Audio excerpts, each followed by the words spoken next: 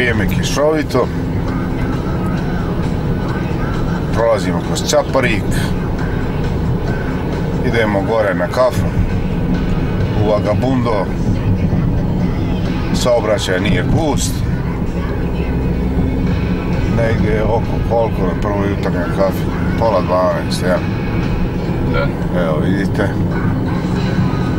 šta se dešava ovdje, ništa naročito.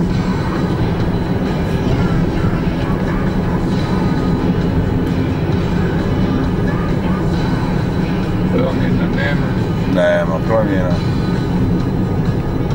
Znači idemo uz Brodsku gore.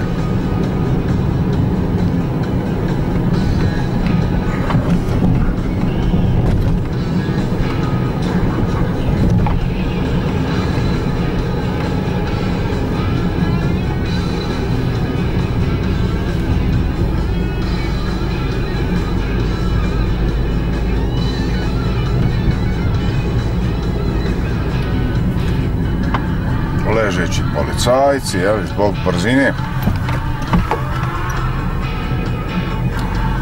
Kirinska četvrt, desno. Brodska.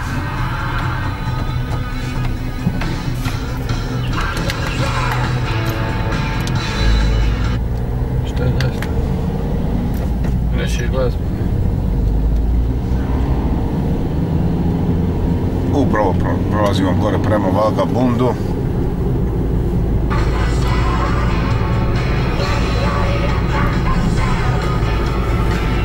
Evo je Donjačka džamija obnovljena.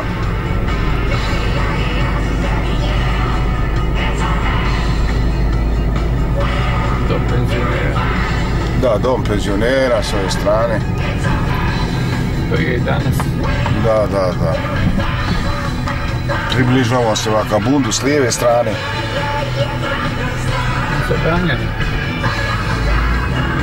Evo ga Vagabundu. Da mogu to skrenuti. Znači na jutarnjoj kafi u Vagabundu.